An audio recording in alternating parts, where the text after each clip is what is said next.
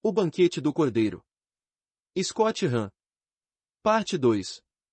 A Revelação do Céu. Capítulo 1. Eu me virei para ver. O sentido em meio à estranheza. Os primeiros 4 capítulos foram a parte mais fácil. A maioria dos católicos, afinal, tem pelo menos uma noção da missa. Eles estão familiarizados com as orações e os gestos, mesmo que só os tenham suportado sonolentos. Com este capítulo, no entanto, nos voltamos para ver, até 1h12, do que muitos católicos se afastaram, às vezes com terror, às vezes com frustração. O livro do Apocalipse, o último livro da Bíblia, parece realmente um livro estranho, cheio de guerras assustadoras e fogos devoradores, rios de sangue e ruas pavimentadas com ouro. Em todas as suas partes, o livro parece desafiar o bom senso e o bom gosto. Tomemos apenas um exemplo famoso, a praga dos gafanhotos. João relata que da fumaça saíram gafanhotos como cavalos preparados para a batalha, em suas cabeças havia o que parecia ser coroas de ouro, seus rostos eram como rostos humanos, seus cabelos como cabelos de mulheres, e seus dentes como dentes de leões, eles tinham escamas como couraças de ferro, e o barulho de suas asas era como o barulho de muitos carros.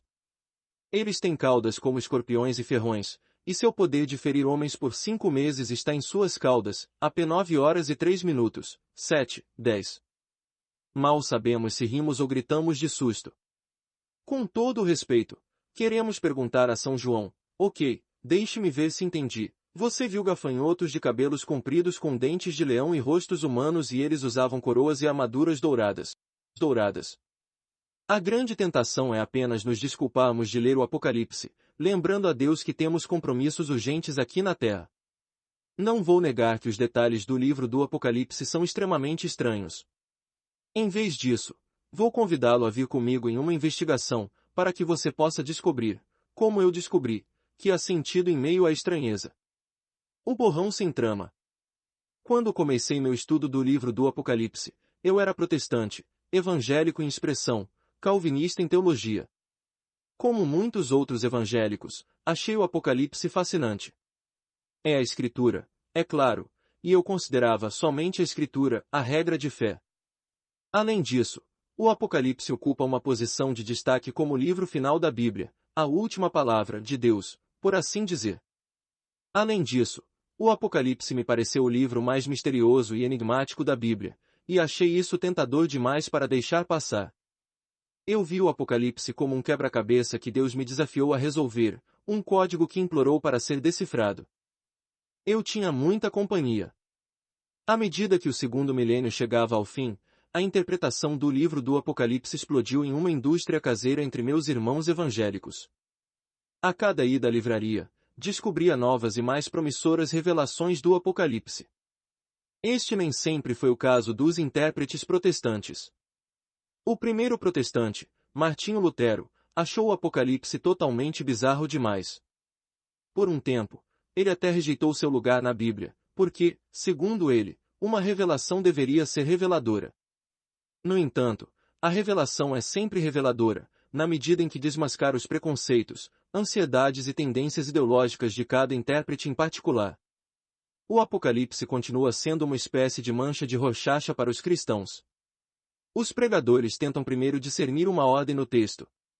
Este é geralmente um esforço infrutífero, já que o livro carece dos princípios de ordenação de uma obra literária, um enredo convencional ou um argumento.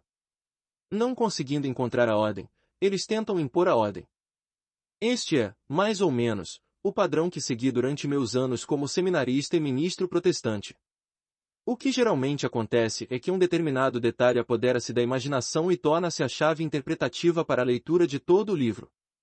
O milênio, por exemplo, um conceito que aparece apenas no capítulo 20 do Apocalipse começa a colorir tudo o que se vê nos capítulos 1, 19 e 21, 22.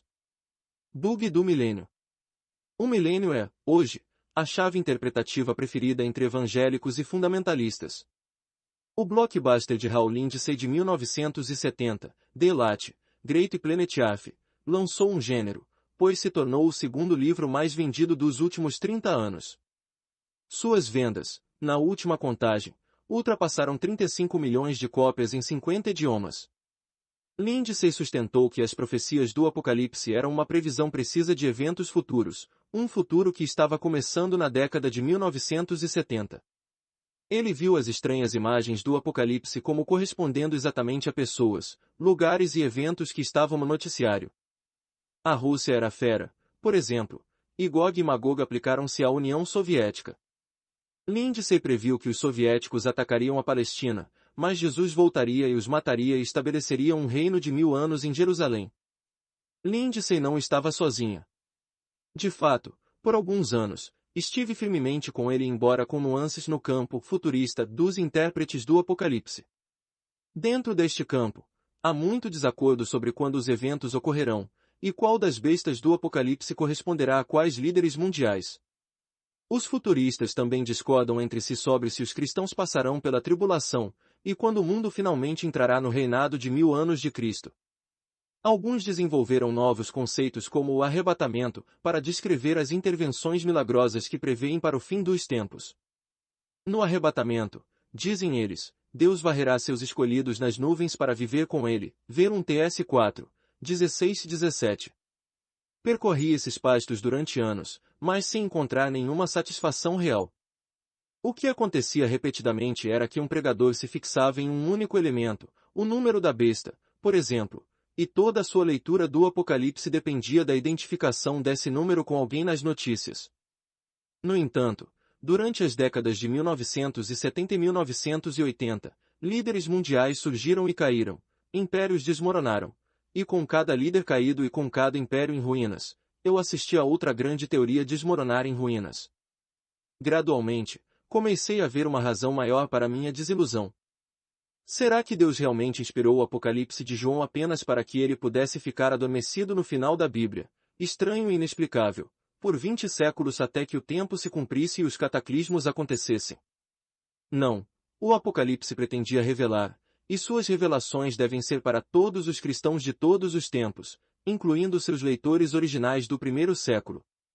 Uma explosão do passado. Os futuristas, por mais variados que fossem, não esgotaram as perspectivas interpretativas sobre o livro do Apocalipse. Alguns, chamados de idealistas, pensavam que todo o livro era apenas uma metáfora para as lutas da vida espiritual.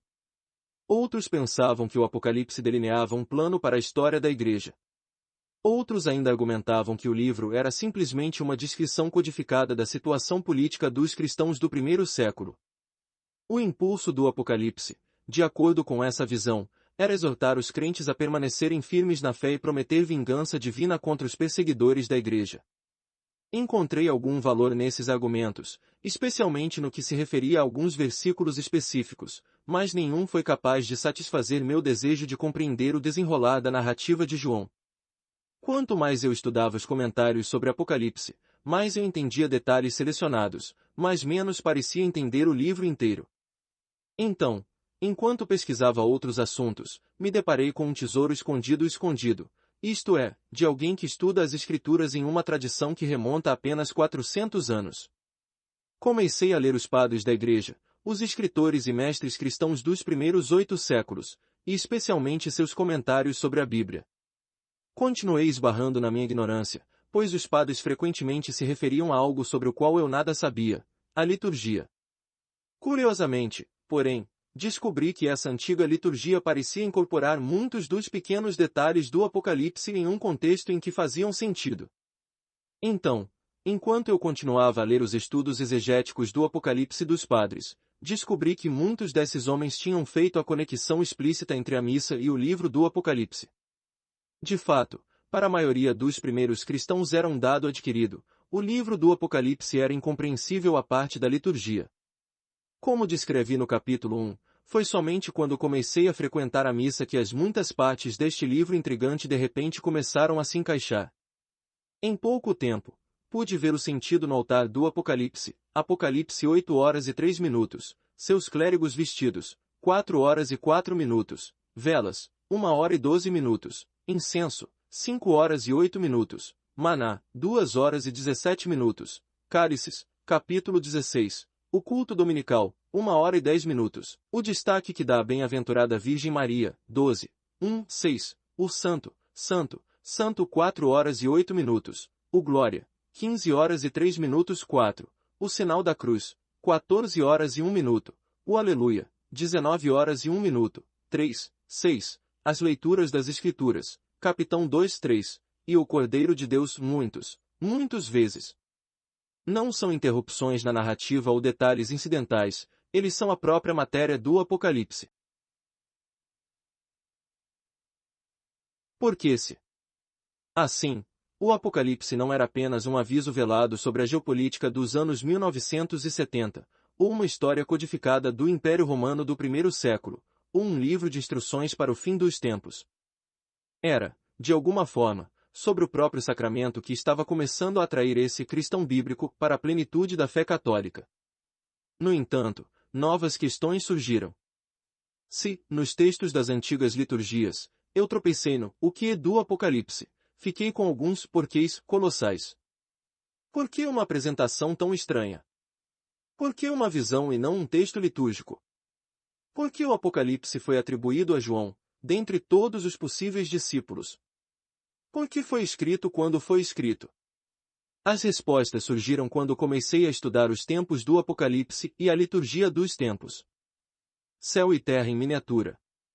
Muitos pequenos detalhes da visão de John tornam-se claros quando tentamos encontrar o livro como seu público original poderia ter. Se fossemos cristãos judeus de língua grega do tempo de João, vivendo nas cidades da província romana da Ásia, provavelmente conheceríamos a topografia de Jerusalém pelas nossas peregrinações regulares. Jerusalém era sumamente importante para os leitores de João. Foi a capital e centro econômico do antigo Israel, bem como o centro cultural e acadêmico da nação. Mas, acima de tudo, Jerusalém era o coração espiritual do povo israelita. Tente imaginar uma cidade moderna que combinasse Washington, D.C., Wall Street, Oxford e o Vaticano. Isso é Jerusalém para um judeu do primeiro século. Dentro de Jerusalém, sentiríamos nossa mais profunda afeição pelo templo, que era o centro da vida religiosa e cultural dos judeus em todo o mundo. Jerusalém não era tanto uma cidade com um templo, mas um templo com uma cidade construída ao seu redor. Mais do que um local de culto, o templo representava, para os judeus piedosos, um modelo em escala de toda a criação.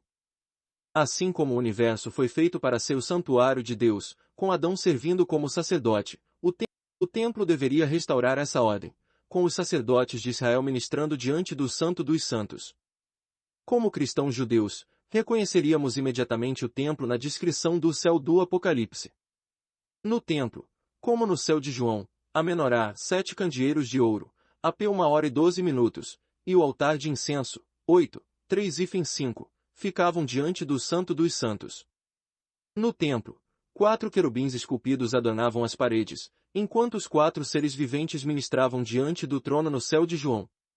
Os 24 anciãos de Apocalipse 4 horas e 4 minutos, em grego, presbiteroi, de onde vem um sacerdote, em inglês, replicam as 24 turmas sacerdotais que serviam no templo em qualquer ano.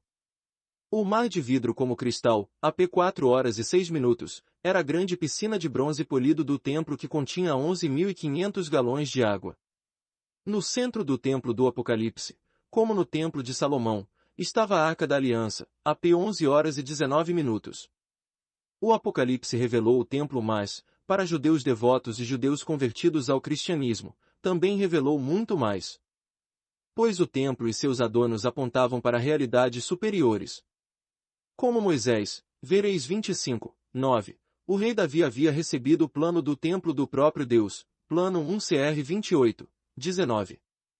O templo deveria ser modelado segundo o pátio do céu. Você deu ordem para construir um templo em seu santo monte e um altar na cidade de sua habitação, uma cópia da tenda sagrada que você preparou desde o início, sabe 9 horas e 8 minutos.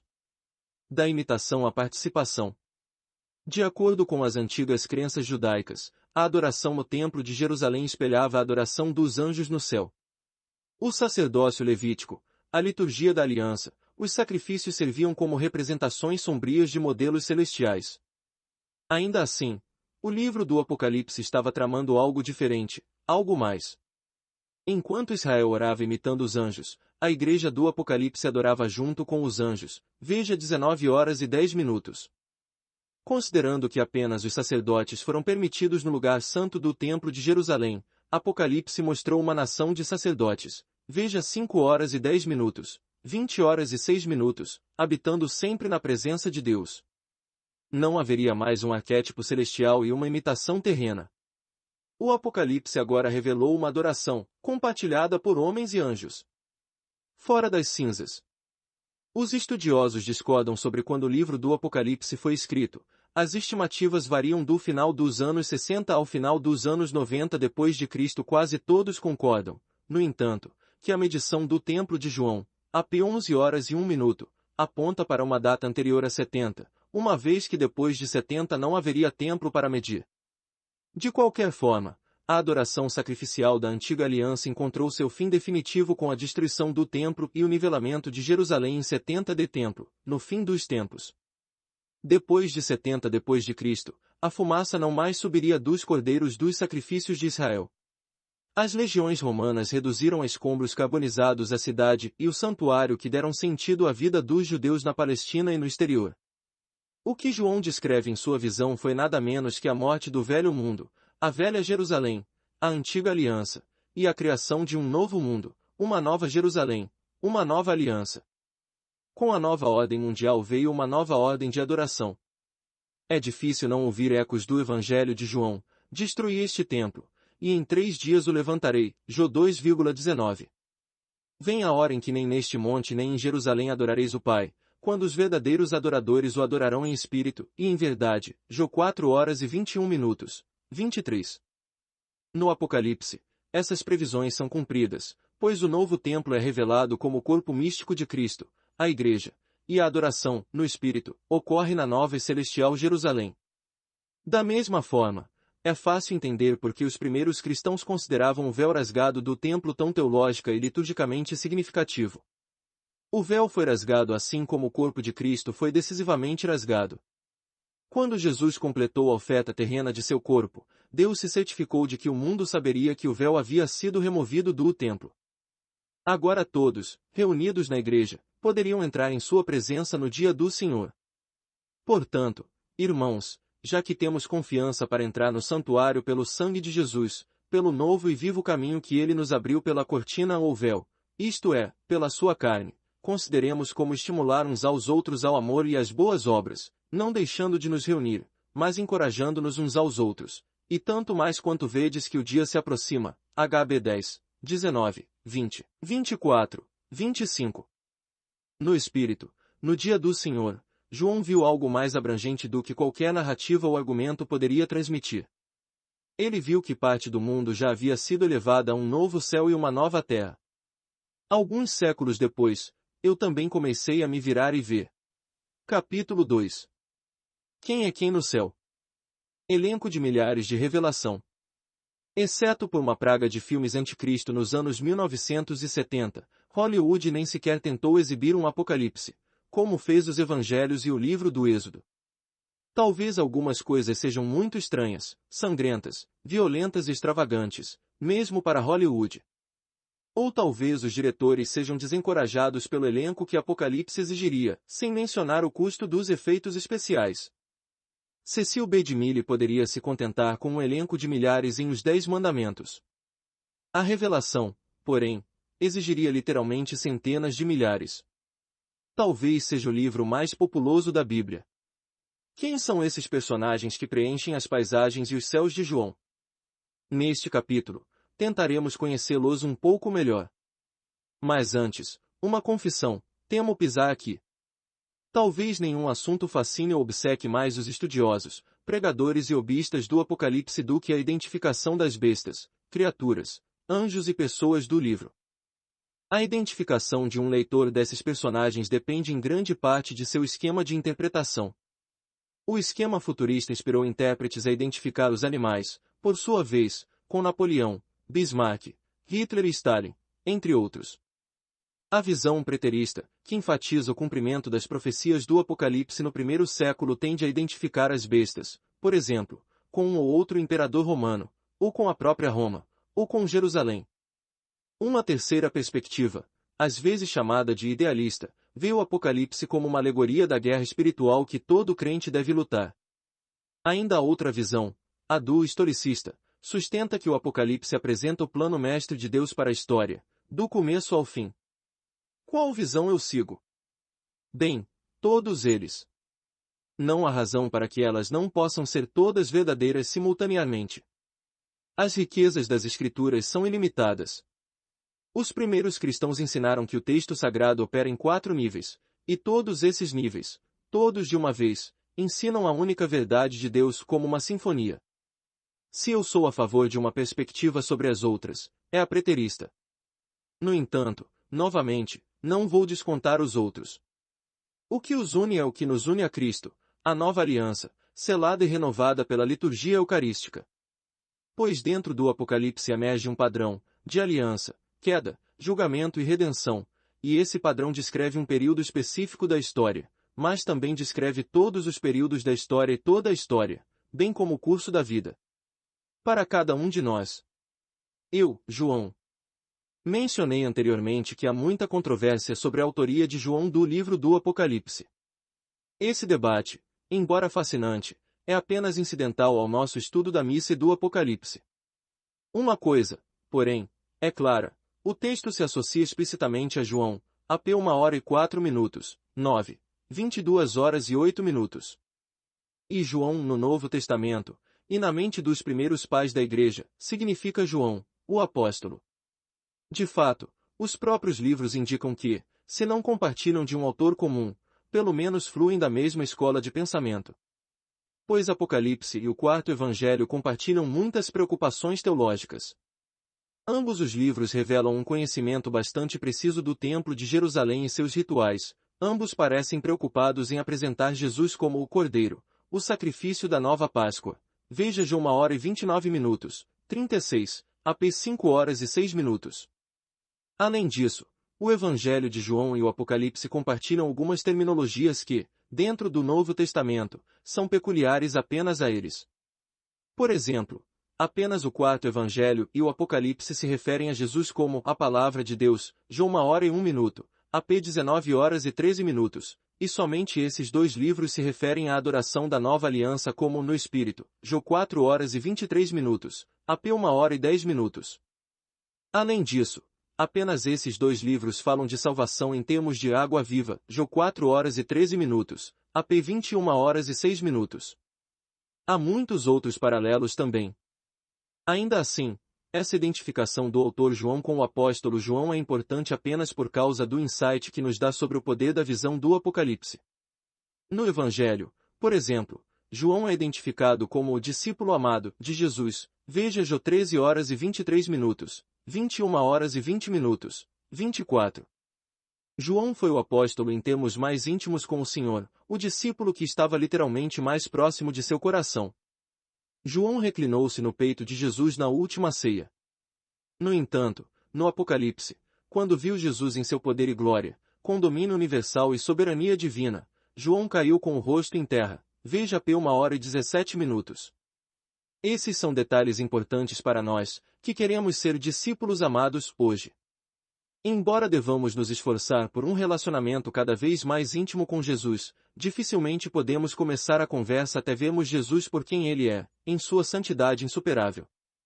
A identidade de João é importante também em relação às preocupações terrenas do Apocalipse. A tradição identifica o apóstolo João como bispo de Éfeso, uma das 7 igrejas abordadas no Apocalipse. As igrejas são identificadas com cidades, todas as 7 localizadas dentro de um raio de 80 quilômetros na Ásia Menor, provavelmente marcando a esfera de autoridade de João. Podemos ver por que João, como bispo, seria escolhido para entregar uma mensagem pastoral como encontramos em Apocalipse, especialmente nas cartas às 7 igrejas, AP 2, 3. O Cordeiro. Este é o título e a imagem favoritos de Apocalipse para Jesus Cristo.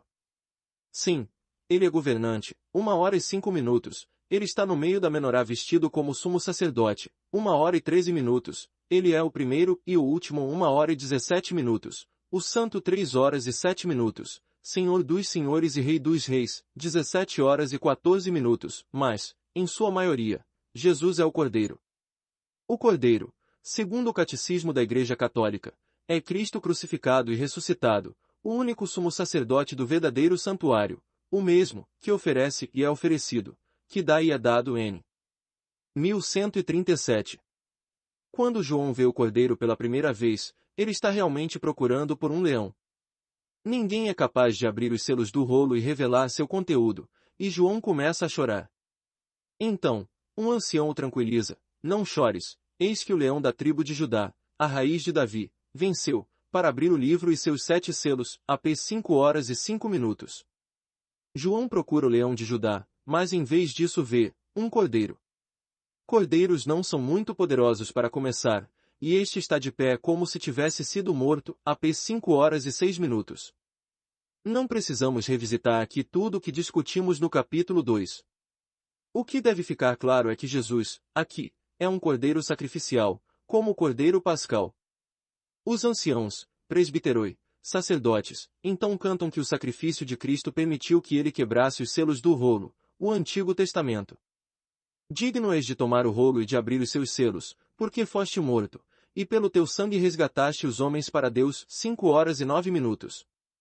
O céu e a terra então dão glória a Jesus como a Deus, aquele que está sentado no trono, e ao Cordeiro seja a bênção, a honra, a glória e o poder para todo sempre. E os anciãos prostraram-se e adoraram. 5, 13, 14. O Cordeiro é Jesus. O Cordeiro também é um filho do homem, vestido como um sumo sacerdote. 1 hora e 13 minutos. O Cordeiro é vítima sacrificial. O Cordeiro é Deus. Uma mulher vestida de sol. Apocalipse 12. A visão de João da mulher vestida de sol capta a essência do livro do Apocalipse. Com muitas camadas de significado, mostra um evento passado prefigurando um evento distante no futuro. Ele recapitula o Antigo Testamento enquanto completa o Novo. Revela o céu, mas em imagens da terra. A visão de João começa com a abertura do templo de Deus no céu, e a arca da sua aliança foi vista dentro do templo, AP 11 horas e 19 minutos. Talvez não possamos apreciar totalmente o valor de choque dessa linha. A arca da aliança não era vista há 5 séculos. Na época do cativeiro babilônico, o profeta Jeremias havia escondido a arca em um lugar que será desconhecido até que Deus reúna o seu povo. 2 Mec 2 horas e 7 minutos. Essa promessa é cumprida na visão de João. O templo apareceu, e houve relâmpagos, ruídos altos, trovões, terremoto e granizo. E então, um grande portento apareceu no céu, uma mulher vestida de sol, com a lua debaixo dos pés e na cabeça uma coroa de 12 estrelas. Ela estava grávida. AP 12, 1-2. João não teria introduzido a arca, apenas para deixá-la cair imediatamente. Eu acredito, com os padres da igreja, que quando João descreve a mulher, ele está descrevendo a arca da nova aliança. E quem é a mulher? Ela é aquela que dá à luz o filho varão que governará as nações. A criança é Jesus, sua mãe é Maria. O que tornou a arca original tão sagrada? Não o ouro que revestia o lado de fora, mas os 10 mandamentos por dentro, a lei que havia sido escrita pelo dedo de Deus em tábuas de pedra. O que mais havia dentro? Maná, o pão milagroso que alimentou o povo em sua peregrinação pelo deserto, a vara de Arão que floresceu como sinal de seu ofício como sumo sacerdote, ver NM 17. O que torna a nova arca sagrada? A velha arca continha a palavra de Deus escrita em pedra, Maria continha em seu ventre o verbo de Deus que se fez homem e habitou entre nós. A arca continha maná, Maria continha o pão vivo descido do céu. A arca continha a vara do sumo sacerdote Arão, o ventre de Maria continha o eterno sumo sacerdote, Jesus Cristo. No templo celestial, a palavra de Deus é Jesus, e a arca na qual ele reside é Maria, sua mãe. Se o menino é Jesus, então a mulher é Maria. Esta interpretação foi sustentada pelo mais sóbrio dos padres da Igreja, Santo Atanásio, Santo Epifânio e muitos outros. No entanto, a mulher também significa mais. Ela é a filha de Sião, que deu à luz o Messias de Israel. Ela também é a Igreja, sitiada por Satanás, mas preservada em segurança. Como eu disse antes, as riquezas das Escrituras são ilimitadas. Outros estudiosos argumentam que a mulher não pode ser Maria, pois, segundo a tradição católica, Maria não sofreu dores de parto. As dores da mulher, no entanto, não precisavam ter sido uma dor física. São Paulo, por exemplo, Usou as dores do parto para descrever sua própria agonia até que Cristo fosse formado em seus discípulos. Veja GL 4,19. Assim, o sofrimento da mulher poderia descrever o sofrimento de uma alma, o sofrimento que Maria conheceu, ao pé da cruz, quando se tornou a mãe de todos os discípulos amados. Confronte com Jó 19,25, 27. Outros objetam que a mulher não pode ser Maria porque a mulher do Apocalipse tem outros filhos, e a Igreja ensina que Maria era perpetuamente virgem. Mas as Escrituras frequentemente usam o termo descendência, em grego, sperma, para descrever os descendentes espirituais de alguém. Os filhos de Maria, sua descendência espiritual, são aqueles que guardam os mandamentos de Deus e dão testemunho de Jesus, AP 12 horas e 17 minutos. Nós somos a outra descendência da mulher. Somos filhos de Maria. Assim, o Apocalipse também retrata Maria como a nova Eva, mãe de todos os viventes. No jardim do Éden, Deus prometeu colocar inimizade entre Satanás, a antiga serpente, e Eva e entre a semente e a sua semente de Satanás. Gênesis 3 horas e 15 minutos. Agora, no Apocalipse, vemos o clímax dessa inimizade. A semente da nova mulher, Maria, é o filho varão, Jesus Cristo, que vem para derrotar a serpente. Em hebraico, a mesma palavra, Nachash, pode ser aplicada tanto ao dragão quanto à serpente. Este é o ensinamento esmagador dos padres, doutores, santos e papas da Igreja, antigos e modernos. É o ensinamento do Catecismo da Igreja Católica. Confronte com N. 1138. Devo salientar, no entanto, que não é sustentado por muitos estudiosos bíblicos hoje. No entanto, aqueles que discordam devem arcar com o ônus da prova. O Papa São Pio X falou eloquentemente pela tradição em sua carta encíclica Ad Dignum Laetissimum. Todos sabem que esta mulher significava a Virgem Maria João, portanto, viu a Santíssima Mãe de Deus já na felicidade eterna, mas em trabalho de parto misterioso. Que nascimento foi? Certamente foi o nascimento de nós que, ainda no exílio, ainda devemos ser gerados para a perfeita caridade de Deus e para a felicidade eterna. A primeira besta. Sem sucesso em seus ataques à mulher e seu filho, o dragão se volta para atacar sua prole, aqueles que guardam os mandamentos de Deus e dão testemunho de Jesus. O dragão convoca sua própria semente, duas feras terríveis. Curiosamente, em meio a todas as imagens esperançosas e inspiradoras do Apocalipse, esses monstros hediondos parecem despertar o maior interesse. Cineastas e televangelistas moram mais tempo, de longe, em 666 do que no Mar Vítreo ou no Leão de Judá. Sinto uma urgência em impressionar você com a realidade das feras. São símbolos, mas não são apenas símbolos. Eles são verdadeiros seres espirituais, membros da baixarquia satânica, pessoas demoníacas que controlaram e corromperam o destino político das nações. João descreve duas feras feias. Mas acredito que as feras que ele viu eram muito mais horríveis do que sua descrição. Em grande parte do Apocalipse, mas especialmente nos capítulos 4 e 5, João descreve as realidades por trás da missa. Agora, ele faz o mesmo com o pecado e o mal. Assim como nossas ações na liturgia estão unidas com coisas celestiais invisíveis, também nossas ações pecaminosas estão ligadas à maldade infernal. Na missa, o que Deus quer nos fazer? Um reino de sacerdotes que reinam por meio de suas ofertas de sacrifício. Por outro lado, o que Satanás quer realizar por meio das bestas? Ele quer subverter o plano de Deus corrompendo tanto o reino quanto o sacerdócio. Assim, João nos mostra, primeiro, o demônio que corrompe a autoridade governamental, o Estado. Em seguida, ele revela o demônio da autoridade religiosa corrupta. Primeiros animais. Primeiro, do mar surge um monstro hediondo de 7 cabeças e 10 chifres, uma combinação aterrorizante de leopardo, leão e urso. Os chifres simbolizam poder, os diademas, ou coroas, realeza. Tanto seu poder quanto sua realeza ele recebe do dragão. Erraríamos, no entanto, se identificássemos essa besta com a monarquia em geral. Não, a besta representa a autoridade política corrupta de qualquer tipo. É tentador, também, identificar a besta exclusivamente com Roma, ou com a dinastia herodiana que Roma mantinha na Terra Santa. Certamente a Roma dos dias de João tipificava o tipo de governo representado pela besta. Mas a própria besta não permite uma identificação tão simples. Na verdade, é uma combinação de todas as 4 bestas de uma visão do profeta Daniel do Antigo Testamento. Veja Dan 7. Eu sigo os padres da igreja, que viram as bestas de Daniel apontando para 4 impérios gentios, Babilônia, Medo-Pérsia, Grécia e Roma, todos os quais perseguiram o povo de Deus antes da vinda do Messias. A besta de 7 cabeças do Apocalipse, então, representa todo o poder político corrompido. Pois é um impulso humano olhar para o poder do Estado como o maior poder da Terra e dizer, como as pessoas no Apocalipse, quem pode lutar contra isso? Por medo desse poder ou desejo por uma parte da ação, as pessoas constantemente se comprometem e adoram o dragão e a besta. O exemplo mais flagrante da história de uma instituição humana usurpando as prerrogativas de Deus é Roma e seus Césares. Eles literalmente exigiam a adoração que pertence somente a Deus. E eles fizeram guerra aos santos, instigando perseguições sangrentas daqueles que não adoravam o imperador. Mais uma vez, porém, devo enfatizar que a besta não é apenas Roma, ou apenas o fantoche de Roma, os herodianos.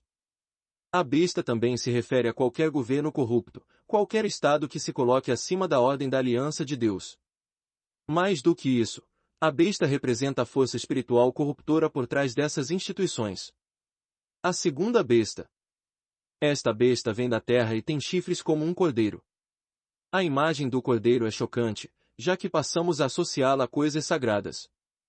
O uso dele por João, acredito, é intencional, pois acredito que esta besta pretende sugerir o sacerdócio corrompido na Jerusalém do primeiro século.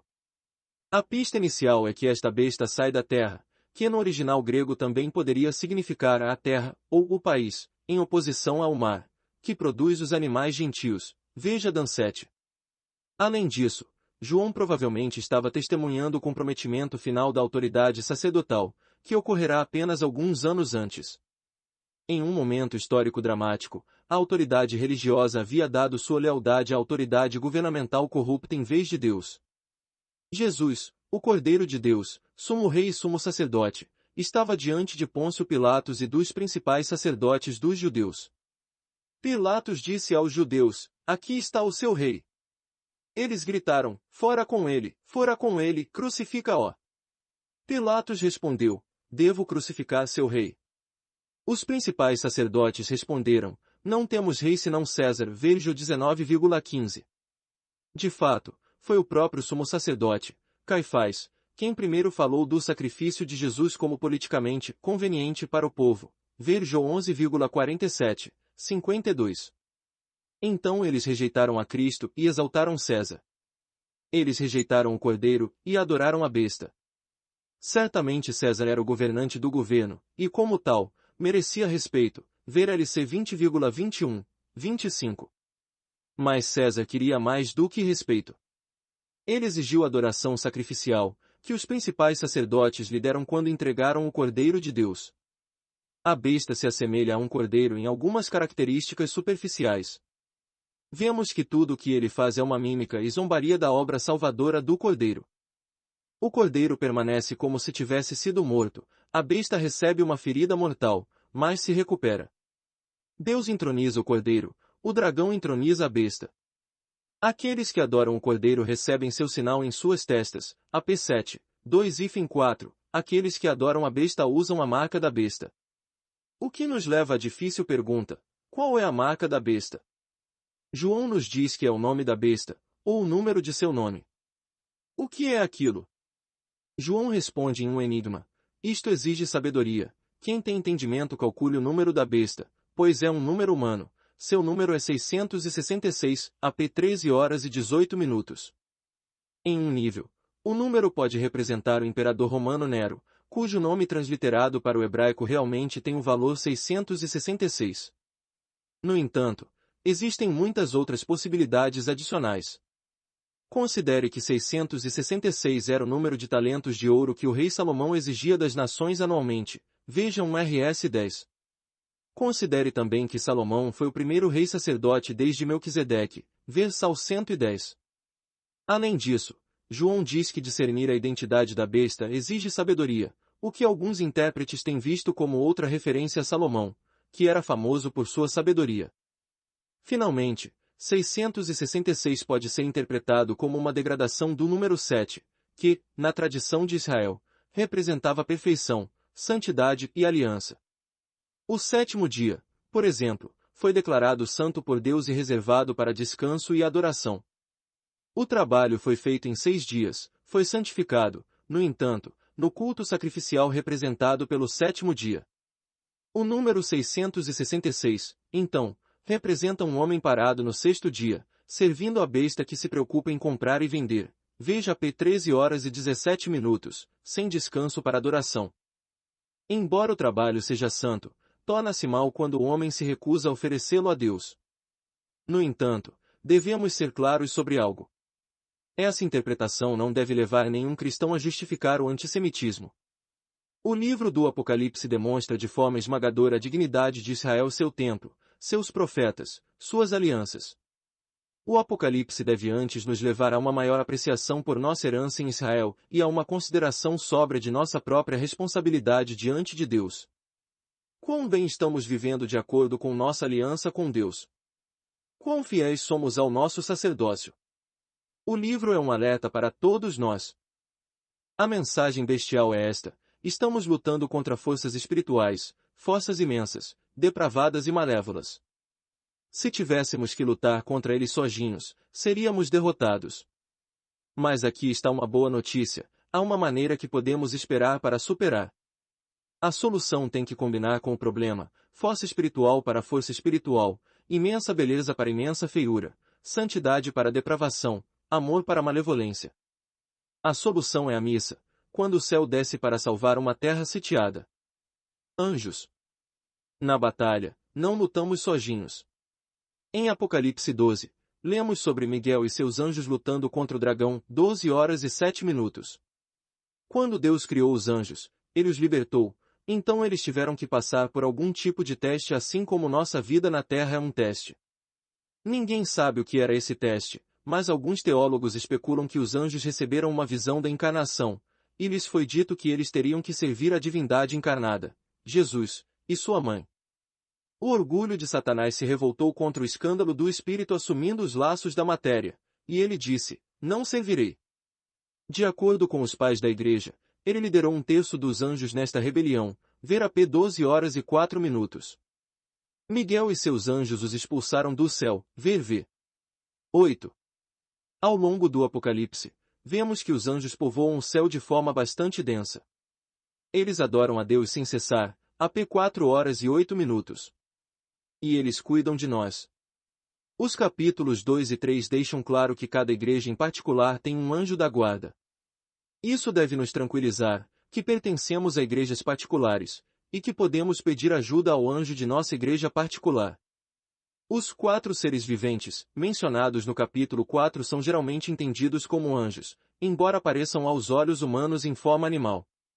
Essas criaturas podem corresponder também às criaturas bordadas na tela diante do Santo dos Santos no Templo de Jerusalém. Embora os anjos do céu se apresentem aos olhos humanos em forma física, os anjos na verdade não têm corpos. Seu nome significa mensageiro, e os atributos físicos geralmente simbolizam algum aspecto de sua natureza ou missão. As asas indicam sua rapidez no movimento entre o céu e a terra. Múltiplos olhos significam seu conhecimento e vigilância. Anjos com muitos olhos e 6 asas podem parecer assustadores no começo, mas se pensarmos neles em termos de rapidez e vigilância, ficaremos tranquilos. Esses são seres com os quais podemos contar, quando o dragão ameaça a nossa paz. No Apocalipse, os anjos também aparecem como cavaleiros, capítulo 6, que visitam o julgamento de Deus sobre os infiéis, ver também ZC 1, 7, 17. Grande parte da ação nestes capítulos pode estar ligada aos eventos que cercaram a queda de Jerusalém em 70 AD.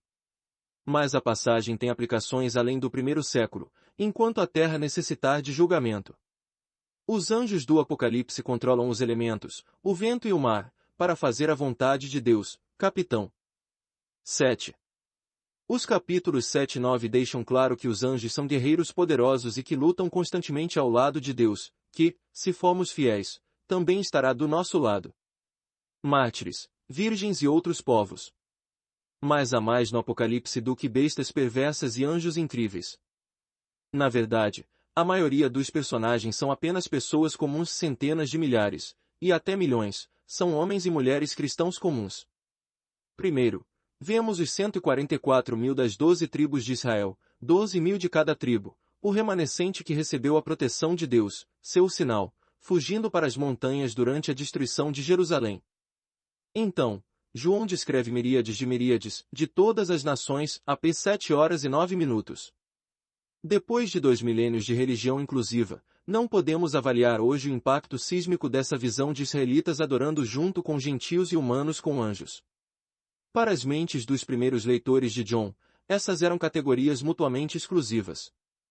Além disso, no céu, todas essas multidões adoram dentro do Santo dos Santos, onde ninguém, exceto o sumo sacerdote, havia sido admitido anteriormente.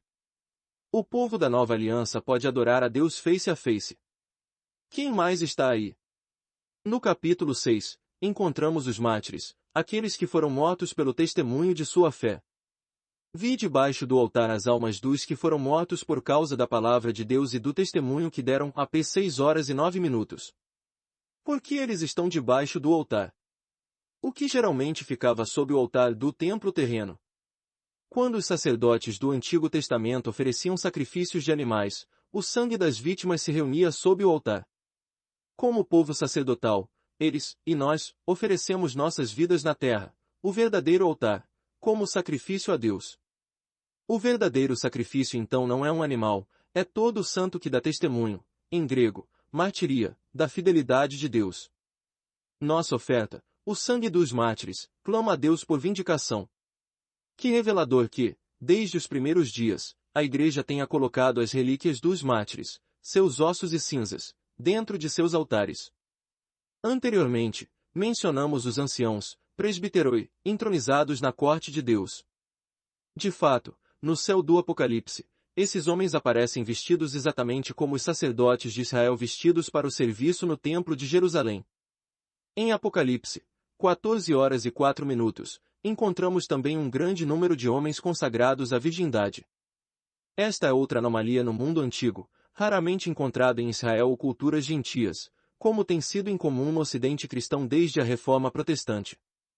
1 Cor 6, 7. Na terra como no céu.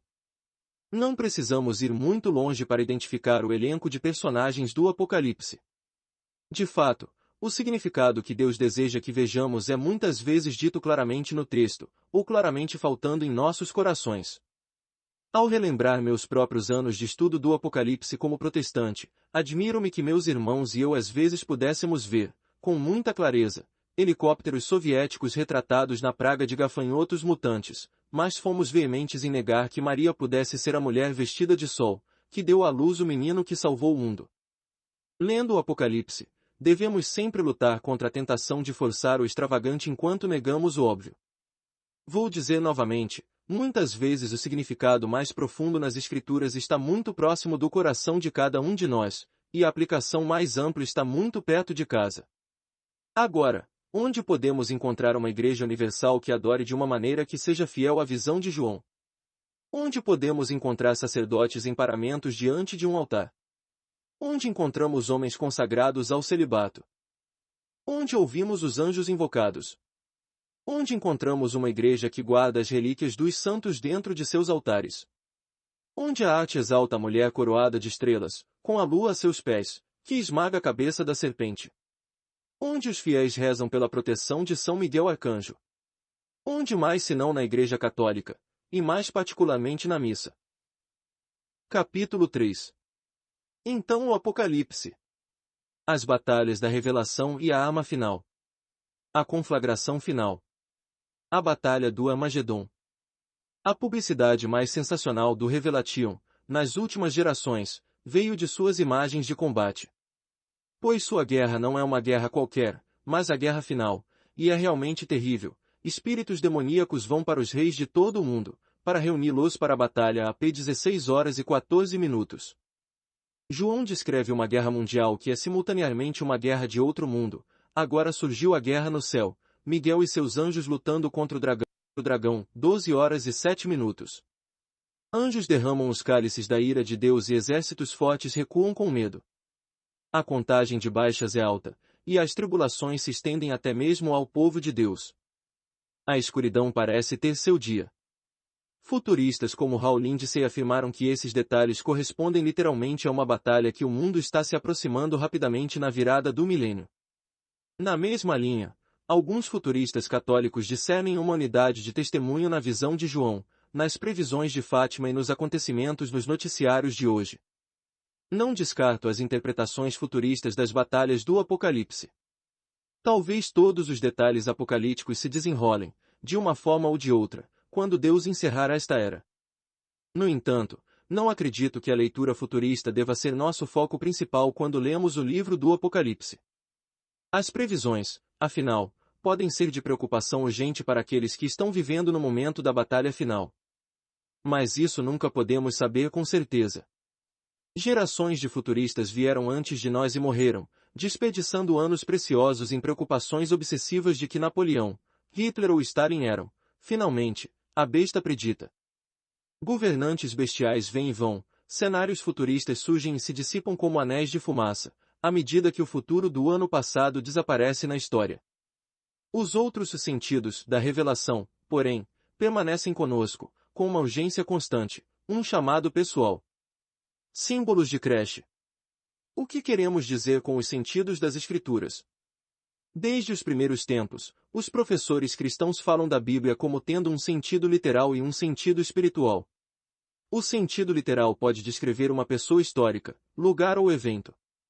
O sentido espiritual fala por meio dessa mesma pessoa, lugar ou evento para revelar uma verdade sobre Jesus Cristo, ou a vida moral, ou o destino de nossas almas, ou todos os três. A tradição nos ensina, no entanto, que o sentido literal é fundamental. No entanto, identificar o sentido literal do livro do Apocalipse é um empreendimento muito difícil e certamente controverso. Afinal, os intérpretes estão nitidamente divididos sobre se o livro está literalmente descrevendo eventos passados ou eventos futuros ou eventos passados e futuros, pois o Apocalipse pode se aplicar de maneira bastante concreta a ambos. Santo Agostinho falou dessas dificuldades em seu livro A Cidade de Deus, e São Tomás de Aquino ecoou sua perplexidade na Suma Teológica, não apenas para a vinda de Cristo para julgamento, mas também para o tempo do saque de Jerusalém, e para a vinda de Cristo visitando incessantemente sua igreja. Interpretar o livro do Apocalipse é ainda mais complicado porque os sentidos literal e espiritual parecem se fundir na visão de João. Enquanto o Evangelho de João é uma obra de arte sutil, seu Apocalipse aplica símbolos com mão pesada. João fala de uma cidade, por exemplo, e diz que seus nomes, Egito e Sodoma, são figurativos. Então, sem mais delongas, ele lhe diz qual cidade realmente é. Veja p. 11h08. Mesmo quando ele faz um enigma com o nome de uma fera, ele diz claramente que está fazendo um enigma. Agora não é hora de ser excessivamente sutil, John parece dizer. E por que isto? Porque ele estava vivendo em um tempo de guerra. Quanto tempo é em breve? No Apocalipse, João alude às severas provações que os cristãos enfrentaram em seus dias. Como ele raramente cita nomes e nunca diz a data, exceto para dizer que era o dia do Senhor, os intérpretes oferecem uma longa lista de candidatos para as tribulações do Apocalipse: a queda de Jerusalém e a destruição do templo, 70 depois de Cristo, a sangrenta perseguição do imperador Nero, 64 depois de Cristo, a perseguição posterior pelo imperador Domiciano, 96 depois de Cristo, a perseguição anterior aos cristãos pelos judeus, 50 e 60 depois de Cristo. Em certo sentido, é claro, um sentido espiritual, todas essas interpretações são verdadeiras, porque o Apocalipse oferece encorajamento a todos os cristãos que passam por provações ou perseguição, em qualquer grau. Mas em um sentido literal, Apocalipse é, creio eu, principalmente sobre a queda de Jerusalém. Desde o início, o Apocalipse tem um tom eminente, a revelação de Jesus Cristo, que Deus lhe deu para mostrar aos seus servos o que em breve deve acontecer a p. 1h01. A mensagem se repete em todo o livro: eu venho em breve ver 1h01, 3h11, 22, 6 e 7, 10, 12, 20. O próprio Jesus indicou que ele retornaria em breve, mesmo antes de uma geração se passar desde sua ressurreição. Há alguns que estão aqui que não provarão a morte antes de verem o Filho do Homem vindo em seu reino. MT 16 horas e 28 minutos. Esta geração não passará até que todas estas coisas aconteçam. MT 24 horas e 34 minutos.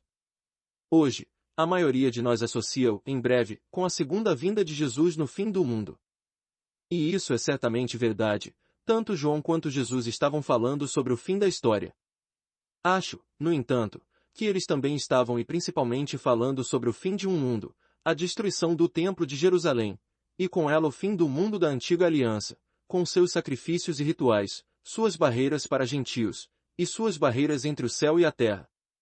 No entanto, a parousia, ou vinda de Jesus deveria ser mais do que um final, era um começo, uma nova Jerusalém, uma nova aliança, um novo céu e nova terra. Tanto João quanto Jesus referem-se não apenas a uma parousia distante, ou retorno, mas à parousia contínua de Jesus, que ocorreu na primeira geração cristã, como ainda ocorre hoje.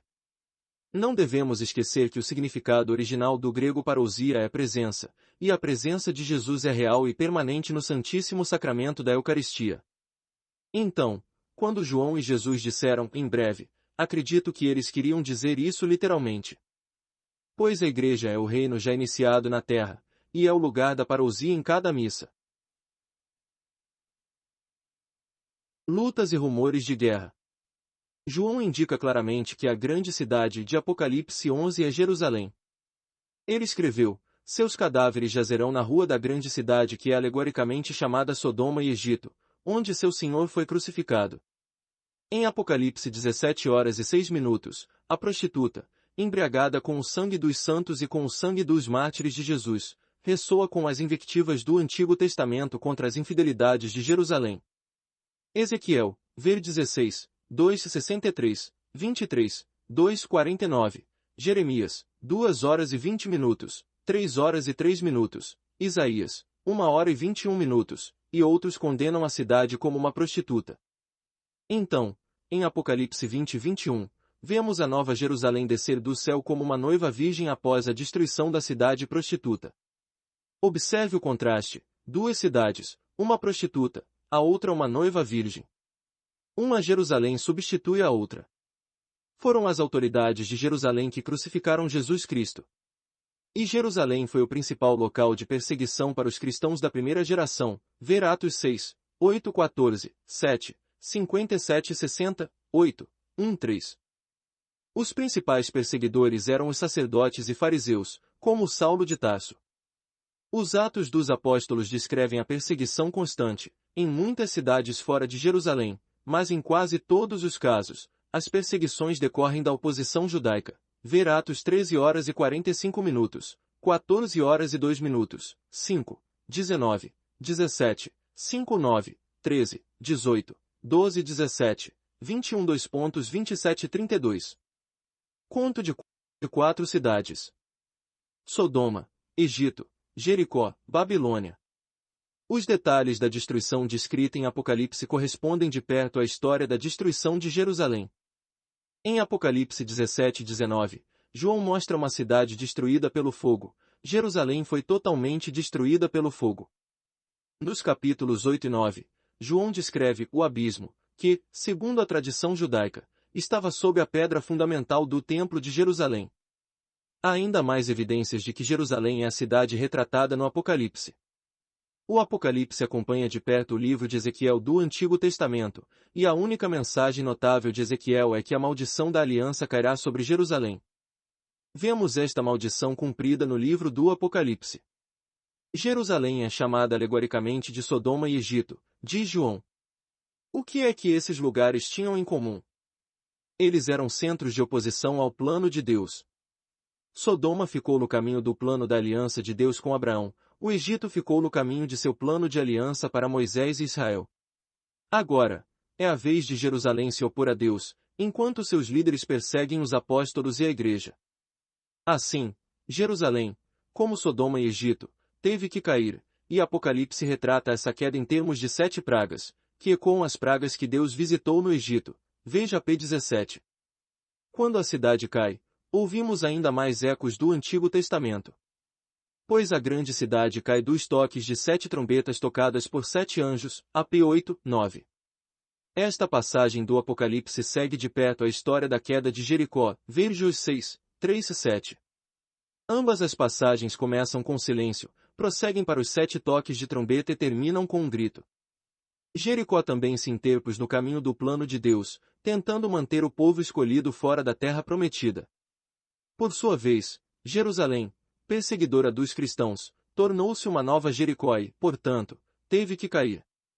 Muito mais tarde no Apocalipse, quando os reis da terra se reúnem para a batalha, no grande dia de Deus, o Todo-Poderoso, AP 16 horas e 14 minutos, eles se reúnem na colina de Megido, ou Amagedon. Este local lembra outra memória histórica dolorosa para Israel. O Armagedon foi o lugar onde Josias, o grande rei davídico, em meio à sua santa reforma de Jerusalém, foi morto em seu auge por desobedecer à instrução do profeta de Deus, ver 2 RS 23 2.28, 30. A derrota de Josias em Megido enfraqueceu as defesas de Israel e deixou Jerusalém vulnerável à destruição pela Babilônia. Uma reviravolta irônica para a geração de cristãos foi que Jesus Cristo, como Josias, um rei davídico e reformador que foi morto em seu auge, perseveraria em obediência e teria sucesso onde Josias falhou, estabelecendo uma nova Jerusalém, testemunhada pela queda do velho. Tempos do sinal. Caiu quando os exércitos do imperador romano Tito sitiaram a cidade no ano 70 d.C. O cerco trouxe fome, pestilência e conflitos, que podemos ver nas devastações feitas pelos 4 cavaleiros os 7 trombeteiros angélicos de Apocalipse 8:9. De uma maneira menos simbólica e mais horrivelmente gráfica, podemos ver essas calamidades descritas também nos escritos do historiador judeu Joséfo, que foi testemunha ocular. Joséfo descreve Jerusalém tão devastada pela fome que suas mães, loucas de fome, começaram a devorar seus próprios filhos. No entanto, durante todo o conflito da guerra judaica, nenhum único cristão pereceu, porque a comunidade de crentes fugiu para as montanhas do outro lado do Jordão para um lugar chamado Pela. Lemos em Apocalipse 7, 1-4, que esses cristãos, 144.000 das 12 tribos de Israel, foram preservados porque foram selados em suas testas. Isso lembra a assinatura do remanescente de Deus em Ezequiel, veja Eze 9, 2-4, onde a palavra hebraica para sinal é tal, transliterada como a letra grega T. Em 70 d.C., Deus também salvou o remanescente de Israel que estava marcado com tal, o sinal da cruz.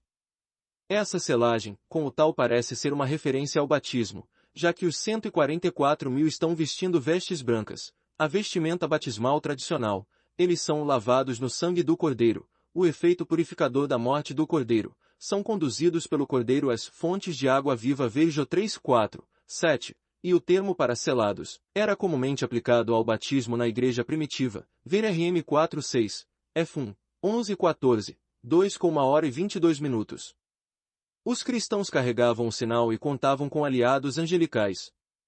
O livro do Apocalipse deixa claro que, embora todo crente deva lutar contra poderosas forças sobrenaturais, nenhum cristão jamais luta sozinho. Até o fim dos tempos, Miguel e os anjos fiéis lutam do lado da igreja e isso, Apocalipse nos mostra, é o lado que vence. A primeira igreja de Cristo em Jerusalém. Uma parte fascinante e muitas vezes negligenciada do registro histórico é que a primeira estrutura da igreja cristã situada no Monte Sião sobreviveu ao cerco e à destruição. Em 70 d.C., a 10ª Legião de Roma estava entre a igreja de Sião e os setores em chamas de Jerusalém. Em 130 d.C., quando Adriano chegou para reprimir a segunda revolta judaica, Jerusalém ainda estava em ruínas, relatou São Epifânio, exceto por algumas casas e a igrejinha de Deus no local onde os discípulos foram para o cenáculo. De todos os locais sagrados dentro e ao redor da cidade santa, por que Deus preservou o cenáculo? Segundo a tradição, este foi o lugar onde Jesus instituiu a Eucaristia e o local onde o Espírito desceu no Pentecostes. Assim, foi o lugar onde os cristãos foram nutridos pela primeira vez para a fome iminente, onde foram selados pelo Espírito para a segurança na destruição vindoura. Esta mesma igreja parece ter sido preservada da destruição total de Jerusalém. Semitas espirituais. Mais uma vez, devemos enfrentar a questão de saber se o Apocalipse de João, e até mesmo o próprio cristianismo, é antissemita ou antijudaico. A análise do Apocalipse sobre a guerra judaica não é extremamente dura. John estava apenas chutando o povo escolhido enquanto eles estavam caídos. Nossa resposta a essas perguntas deve ser um firme não. O antissemitismo é estupidez espiritual e torna o Apocalipse sem sentido. Pois a visão de João não faz sentido a menos que Israel seja o primogênito de todas as nações. Como nosso irmão mais velho, Israel foi um exemplo para nós. Você pode ver isso vividamente se você visitar Roma. Ali está o Arco de Tito, o monumento erguido para celebrar a derrota dos judeus pelo general romano. Esculpidas na pedra estão cenas de batalha e de soldados carregando os despojos da destruição de Jerusalém. Ali, em meio ao espólio, está a menorá do templo, as 7 lâmpadas douradas. As cenas no arco correspondem de maneira arrepiante à mensagem de Jesus no Apocalipse: virei a ti e tirarei o teu candelabro do seu lugar, se não te arrependeres. AP 2,5. Lembre-se de que o próprio Jesus está no meio dos candeeiros. Vê Apocalipse 1. 12 e 13, então remover a lâmpada era remover a própria presença de Deus. No entanto, aqui o Senhor não estava falando a Jerusalém, mas à igreja de Éfeso, cujo amor por ele havia esfriado. Ele advertiu os cristãos de Éfeso que, a menos que mudassem seus caminhos, sofreriam o mesmo destino que seu irmão mais velho, Israel. A triste verdade é que Éfeso perdeu sua lâmpada, assim como Esmirna, Pérgamo, Tiatira, Sardes, Filadélfia e Laodiceia, cada uma das igrejas mencionadas no livro do Apocalipse. Por sua vez, cada uma dessas cidades, outrora prósperos centros cristãos, sofreu a perda da fé.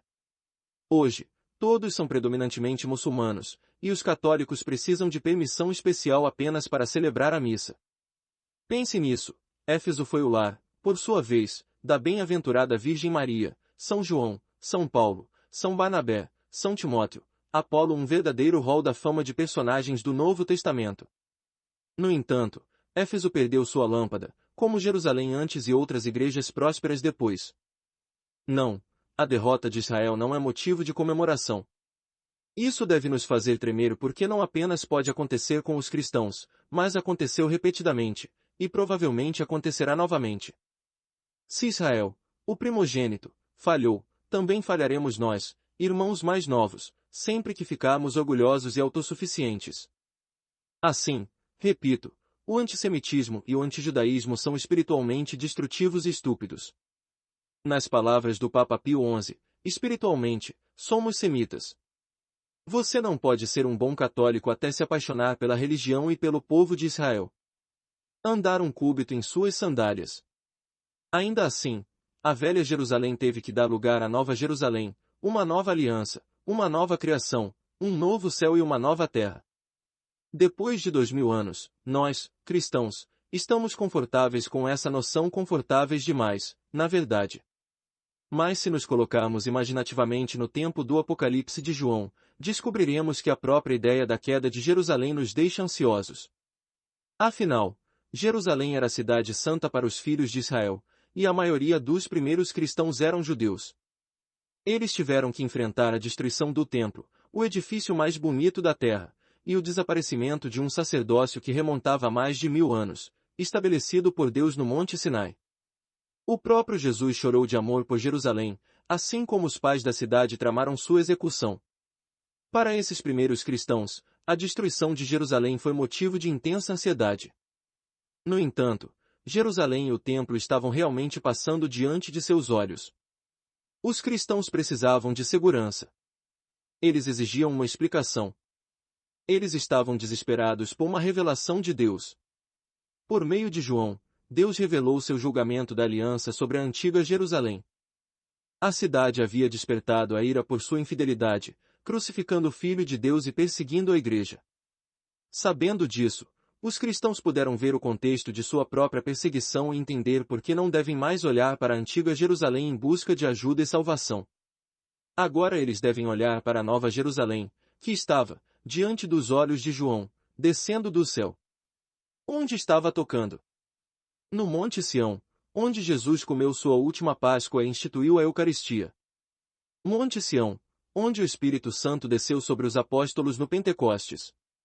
Monte Sião, onde os cristãos até 70 AD Se reuniram para celebrar a Eucaristia, e onde o Cordeiro permaneceu com o remanescente fiel de Israel, AP 14 horas e 1 minuto, que foi selado contra a destruição iminente. A Nova Jerusalém veio à terra, então como agora, no lugar onde os cristãos celebravam a ceia do Cordeiro. O Cordeiro assassino. Na missa, os primeiros cristãos encontrariam força em meio à perseguição. Do único sacrifício perpétuo de Jesus Cristo viria a ajuda e a salvação da Igreja. A missa é onde os cristãos uniram forças com os anjos e santos para adorar a Deus, como nos mostra o livro do Apocalipse. A missa é onde a Igreja recebeu maná escondido para sustento em tempos de provação, veja P 2 horas e 17 minutos.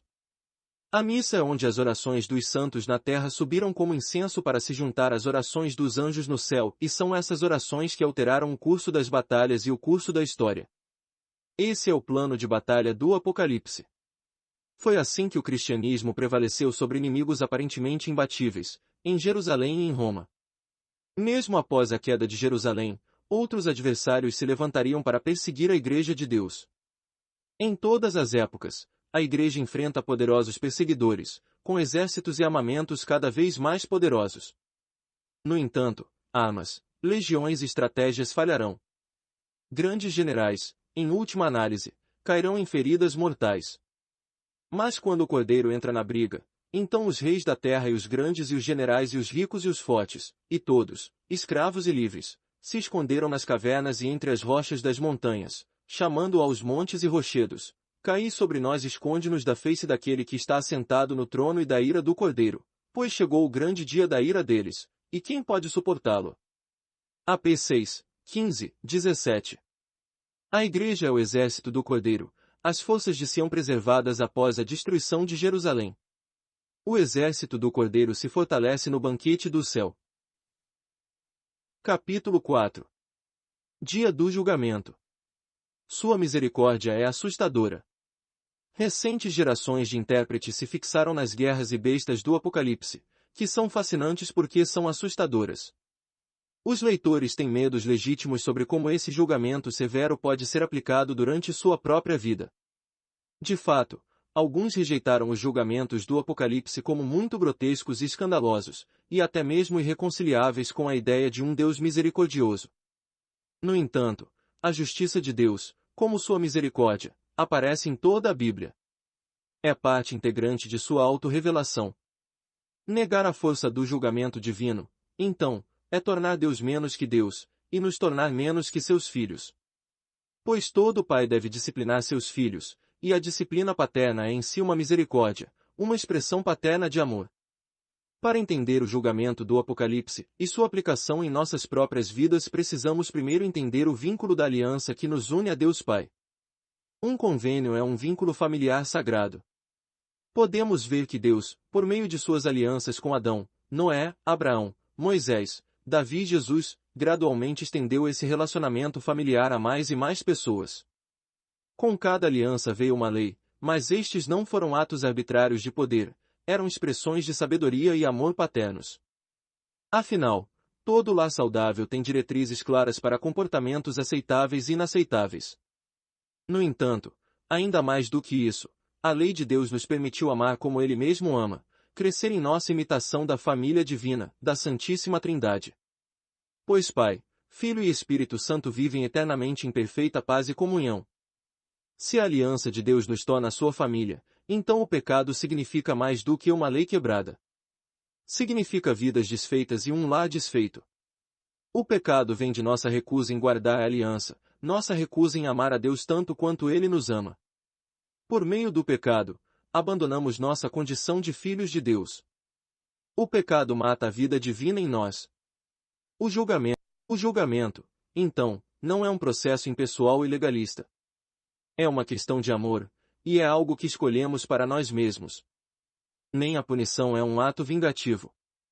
As maldições de Deus não são expressões de ódio, mas de amor paternal e disciplina. Como pomadas medicinais, eles machucam para curar. Eles impõem sofrimento que é remediador, restaurador e redentor. A ira de Deus é uma expressão de seu amor por seus filhos rebeldes.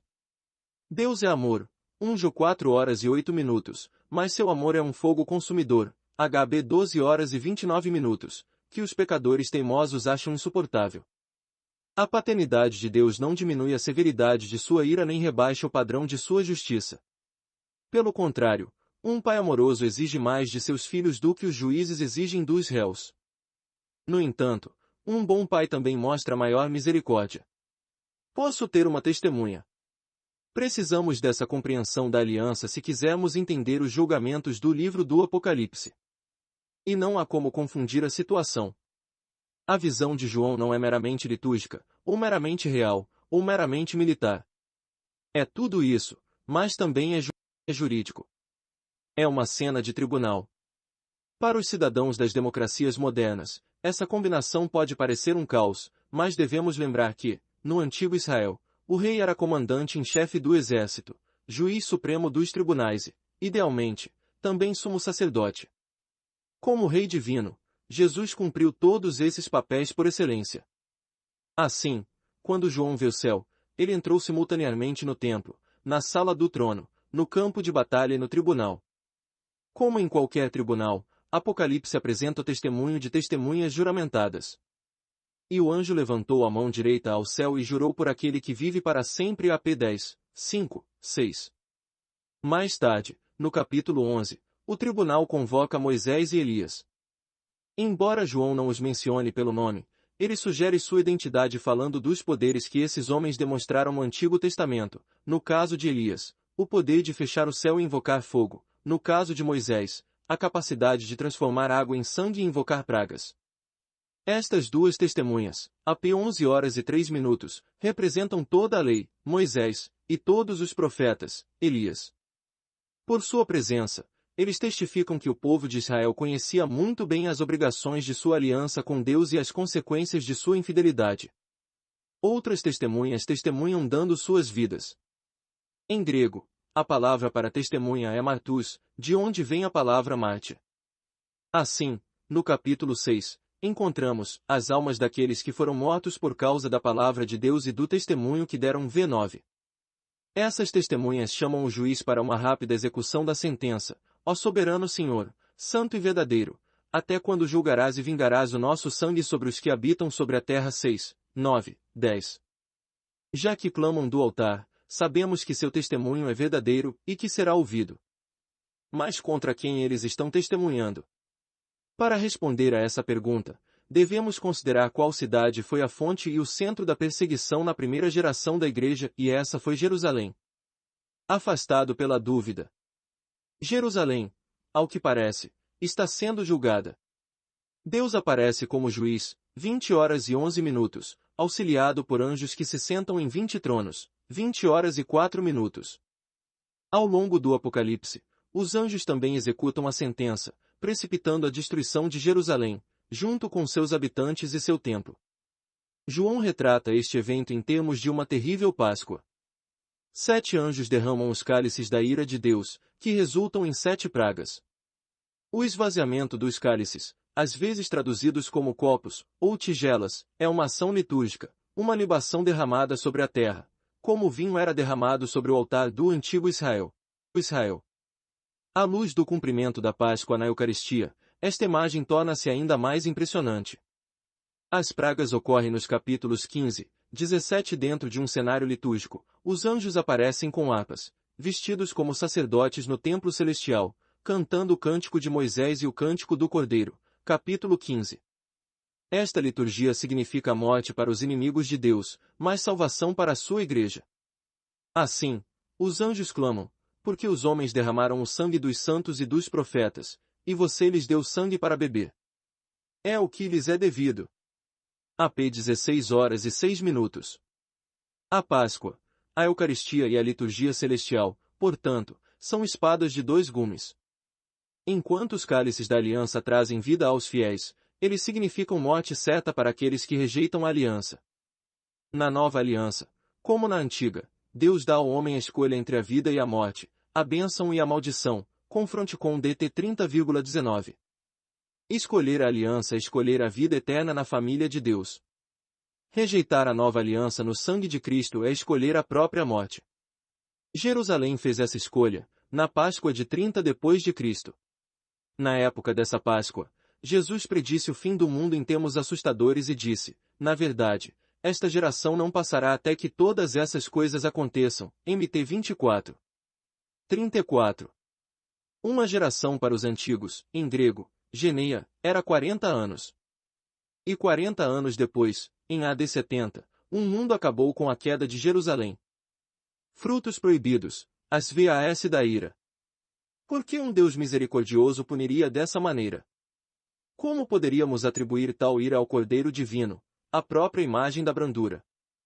Porque a ira de Deus é uma misericórdia.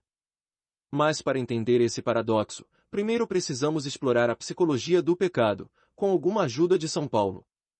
O uso da palavra ira por Paulo em sua carta aos Romanos é esclarecedor, pois a ira de Deus se revela do céu contra toda impiedade e maldade dos homens que pela sua maldade suprimem a verdade. Pois o que pode ser conhecido sobre Deus é claro para eles, porque Deus mostrou a eles. Então eles estão sem desculpa, pois, embora conhecessem a Deus, não o honraram como Deus nem lhe deram graças, mas tornaram-se fúteis em seus pensamentos e suas mentes insensatas foram obscurecidas. RM 1, 18, 21. Isso poderia muito bem resumir o caso contra Jerusalém apresentado na corte celestial. Deus deu a Israel sua revelação, na verdade a plenitude de sua revelação em Jesus Cristo. Contudo, o povo não o honrou nem lhe deu graças. Na verdade, eles suprimiram a verdade matando Jesus e perseguindo sua igreja. Assim, a ira de Deus é revelada a Apocalipse contra Jerusalém. O que aconteceu então? Continuamos a ler em Romanos. Por isso Deus os entregou à impureza nas concupiscências dos seus corações, à desonra dos seus corpos entre si. RM 1 hora e 24 minutos. Espere um minuto. Deus os entrega aos seus vícios. Ele os deixa continuar pecando. Ligado a uma falha. Bem, sim, e isso é uma terrível manifestação da ira de Deus. Podemos pensar que os prazeres do pecado são preferíveis ao sofrimento e à calamidade, mas não são. Temos que reconhecer o pecado como a ação que destrói nosso vínculo familiar com Deus e nos afasta da vida e da liberdade. Como isso acontece?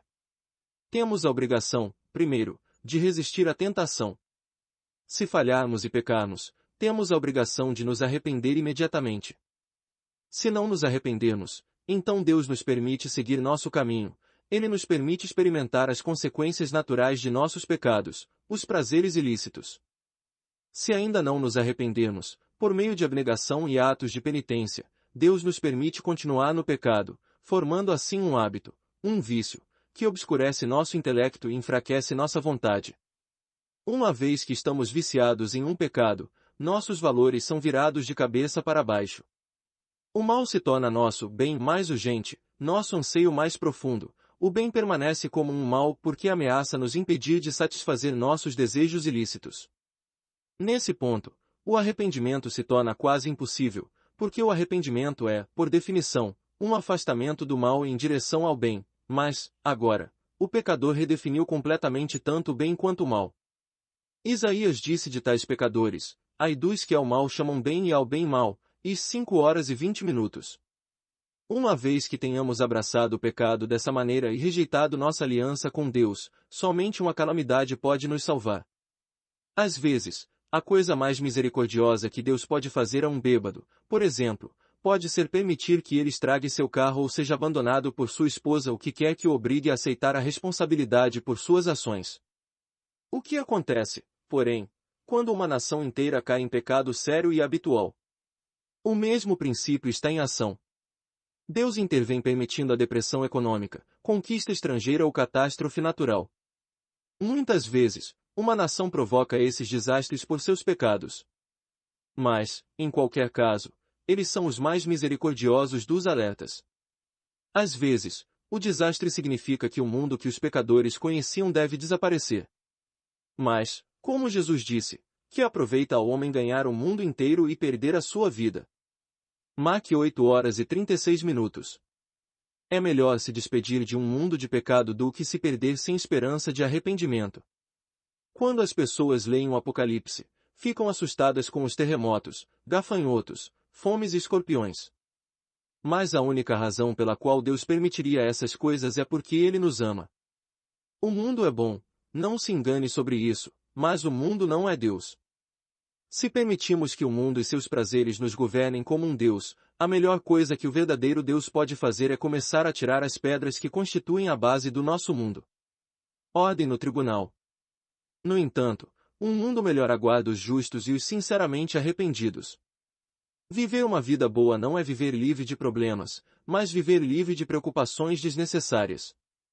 Catástrofes acontecem aos cristãos, assim como coisas boas parecem acontecer às pessoas más.